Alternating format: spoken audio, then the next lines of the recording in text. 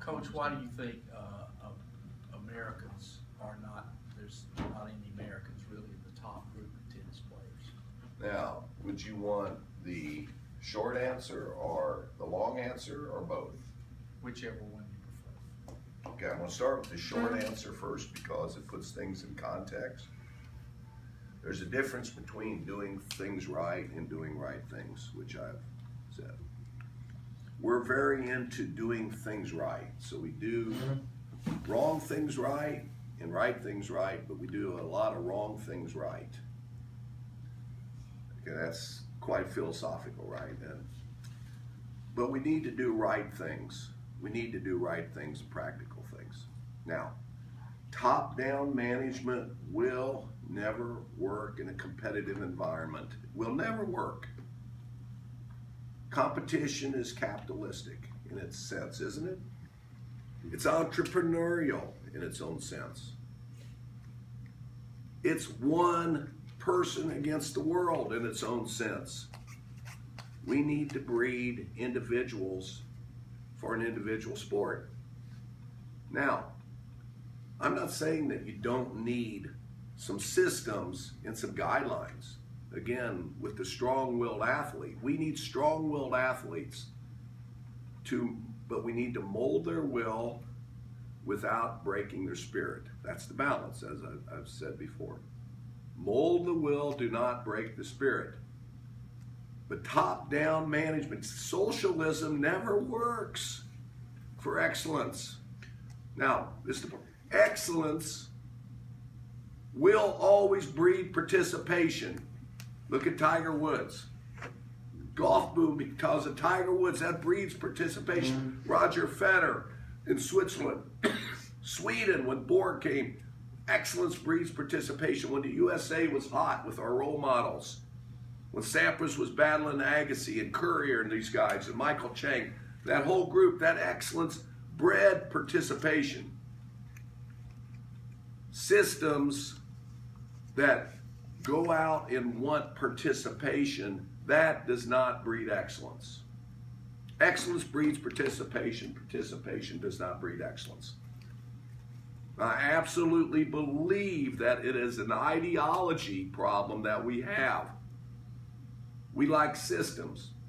With all of our computers, we like to have things done right. We like to have everything in a category, but competitors are not categorical. It's just like music. Think about music. If we told every child you have to play music this way, this way, this way, this way, this way. Now, we're not talking about fundamentals. There's fundamentals that you have to learn in music. There's fundamentals you have to learn in tennis. But music is beautiful because you've got jazz, you've got rock, you've got country, you've got classical. You've got all these types of music. That's what makes music wonderful. Top-down management does not work. Coach, for our friends in White Plains, New York, what do you mean by top-down management?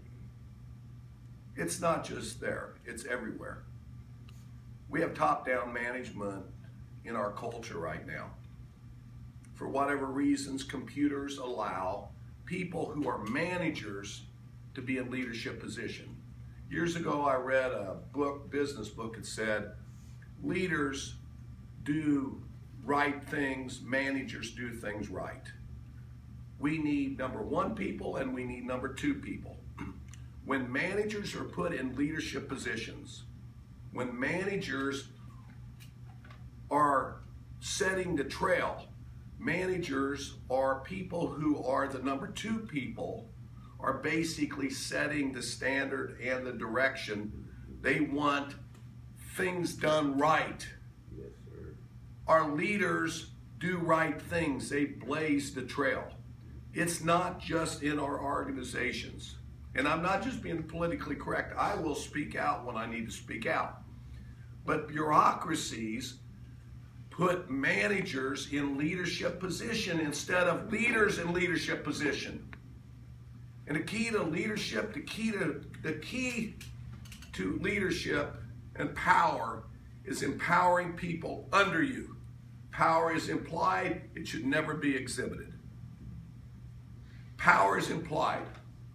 Now, if you look back on all of the champions that we have had in the past, are any of them identical? Is John McEnroe like Jimmy Connors? They were the same era. Different. They were so different. They were both great competitors. They didn't like each other. Or were either one of them like Pete Sampras? Do you remember the Pizza Hut commercial with Pete Sampras and the crust? Remember that silly thing? And they had, I think McEnroe said, I want this. And Pete's going, well, I think it would be better. They were different. His Agassi was different than Chang, was different than Courier, was different than Jack Kramer, was different than Don Budge, was different than Rod Laver, was different. Arthur Ashe. I mean, and Stan Smith was his own person. Bob Lutz, his doubles partner, was a different person.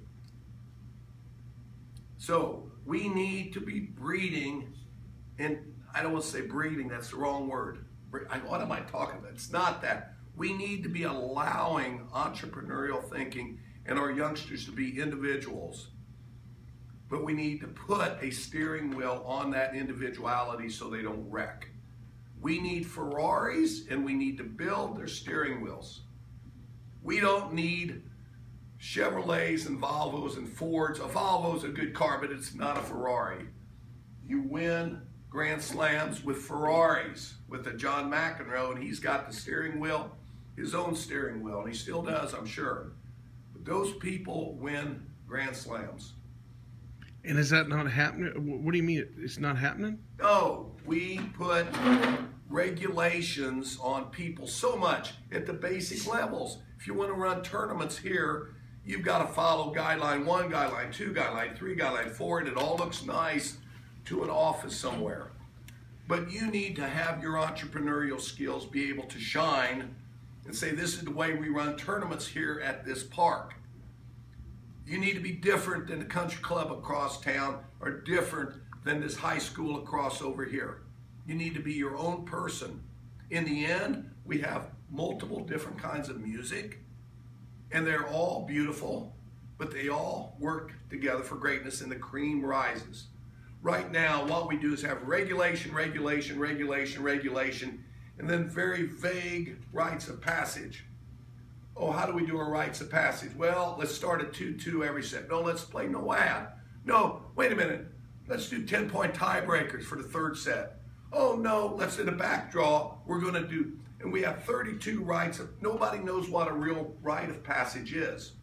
The rites of passage in tennis are to win a very, very tough match in 3 sets, or a doubles player who gets to the semifinals or finals every week, every week, every week. Those are the 2 rites of passage.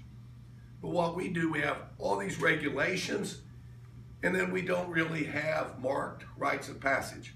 What we need is everything being free and open in a democratic process, or a free process. And then the rites of passage are, you don't go forward until this happens, and this happens, and this happens, and this happens, and this happens. And kids will find security in that because they will know the lay of the land and the type of game that they're in. So that's really not a short answer, but